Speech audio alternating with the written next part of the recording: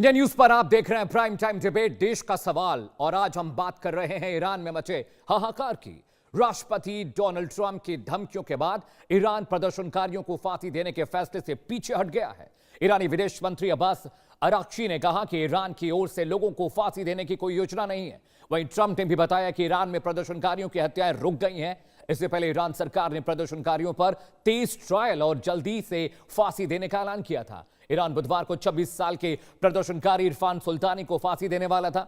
इस फैसले के बाद ट्रंप ने ईरान को कड़ा जवाब देने की धमकी दी थी। ट्रंप ने कहा कि अगर वो फांसी देते हैं तो आप कुछ भयानक देखेंगे।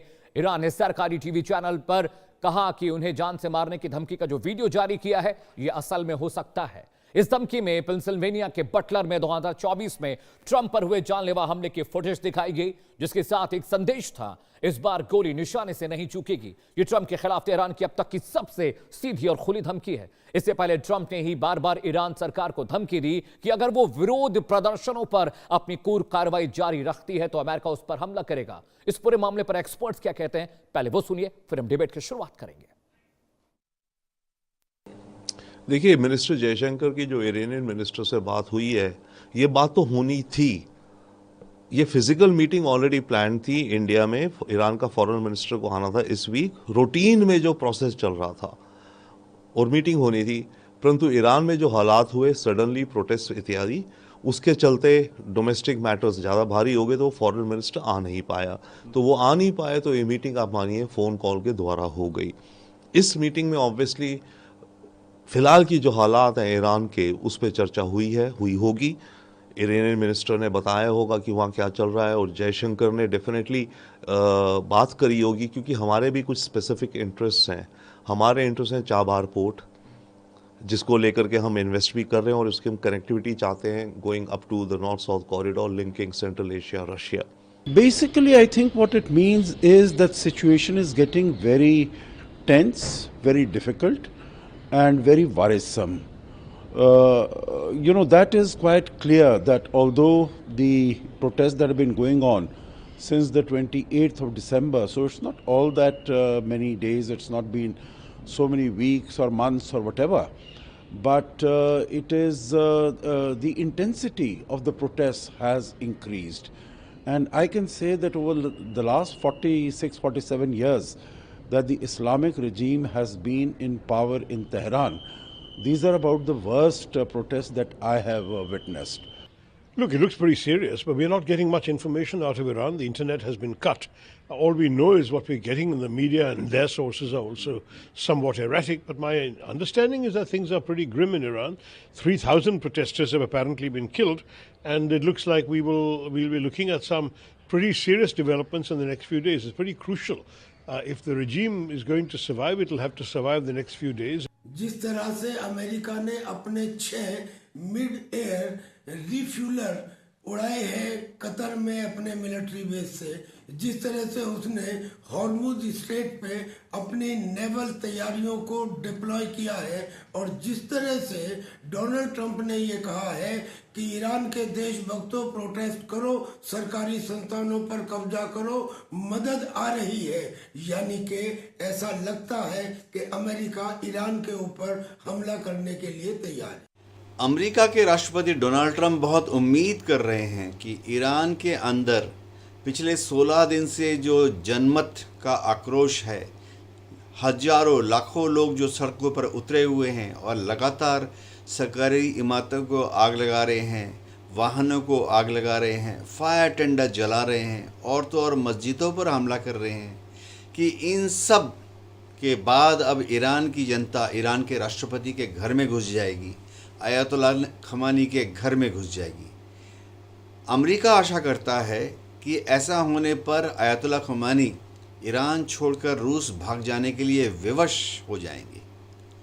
अगर ऐसा हो गया 1 या 2 दिन में, तो फिर अमेरिका को ईरान के ऊपर हमला करने की ज़रूरत नहीं है। तो एक्सपर्ट्स क्या कह रहे हैं आपने सुन लीजिए। अब जरा देश का सवाल भी सुन लीजिए। जी, आज का सवाल नंबर 1 जिस पर हम डिबेट करने जा रहे हैं, क्या अमेरिका ईरान पर हमला करने वाला है? पहला सवाल। साथ ही साथ सवाल नंबर 2 जान लेते हैं, क्या ईरान दंगों के पीछे CIA, मोसाद और ISI का हाथ है? ये तमाम सवाल जिस पर हम अपने एक्सपर्ट से सवाल करेंगे। सवाल नंबर 3, ईरान में सरकार बदली तो क्या भारत को घाटा होगा?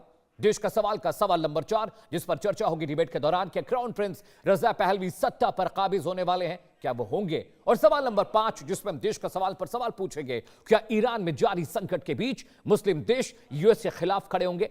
तो ये देश का सवाल पे 5 सवाल जिस पर हम चर्चा करने वाले। लेकिन अभी क्या कुछ चल रहा है ईरान में, यह भी आपके लिए समझना जानना बहुत जरूरी है। उसकी चर्चा भी होनी चाहिए, और वो जब चर्चा होगी तो आप समझ पाएंगे कि आखिर ईरान में क्या कुछ हो रहा है, वहां पर जमीनी हकीकत क्या। ग्राफिक के जरिए आपको समझाते हैं, बड़े अपडेट आपको बता दें ईरान में क्या कुछ हो रहा है, उससे जुड़ा अपडेट आपको बताएं। जी हां, ईरान में क्या कुछ चल रहा है। अपडेट नंबर 1 जान लीजिए। यूएस की धमकी के बाद ईरान प्रदर्शनकारियों को फांसी देने के पीछे हट गया। ये देखिए अपडेट नंबर 1, यूएस की धमकी के बाद क्या कुछ हो रहा है। अपडेट नंबर 2, पहले ईरान सरकार ने प्रदर्शनकारियों पर तेज ट्रायल जल्दी फांसी देने का ऐलान किया था। उसके बाद अपडेट नंबर 3 क्या है, ईरान बुधवार को 26 साल के प्रदर्शनकारी इरफान सुल्तानी को फांसी देने वाला था, लेकिन यह बात टल गई। अपडेट नंबर 4, ईरान ने सरकारी टीवी चैनल पर राष्ट्रपति ट्रंप को जान से मारने की धमकी का एक वीडियो जारी किया। भारत सरकार ने बुधवार को अपने नागरिकों के लिए एडवाइजरी जारी की है और कहा है कि जल्द से जल्द वहां से निकल जाए। जी हां, अपडेट नंबर हम आपको बता चुके हैं, 4 अपडेट 5 अपडेट ईरान को बता चुके हैं। अगला जो है वो अपडेट वहां पर क्या है, वजह क्या है, आखिर प्रदर्शन किस वजह से हो रहे हैं, अब प्रदर्शन की वजह भी जान लेते हैं। जी हां, वजह नंबर 1 क्या है, महंगाई और आर्थिक संकट जो वहां चल रहा है, इसकी वजह से ये प्रदर्शन हो रहे हैं। वजह नंबर 2, कारोबारियों की हड़ताल है, बिजनेसमैन वहां पर हड़ताल पर चले गए, ये भी एक बहुत अहम वजह है। वजह नंबर 3, सरकार के खिलाफ लोगों में बहुत गुस्सा है, पब्लिक सड़कों पर उतर आई है और अपना गुस्सा जाहिर कर रही है। वजह नंबर 4, सुरक्षा बलों की सख्त कार्रवाई से भी वहां की जनता पब्लिक बहुत नाराज है, उनमें बहुत आक्रोश है। और वजह नंबर 5, अंतर्राष्ट्रीय वजहों से भी तनाव है, क्योंकि जो बाकी मुल्क है वहां पर प्रेशर बना रहे। इसके अलावा ईरान में कहां-कहां प्रोटेस्ट हो रहे हैं, मैप के जरिए आपको एक एक डिटेल समझाते हैं कि आखिर वहां पर कहां-कहां प्रोटेस्ट हो रहे हैं। ये देखिए ईरान के मैप में शहर नंबर 1 तबरीज एक इलाका है जहां पर जबरदस्त प्रोटेस्ट हो रहा है, वहां पर लगातार आगजनी और मारपीट हो रही है।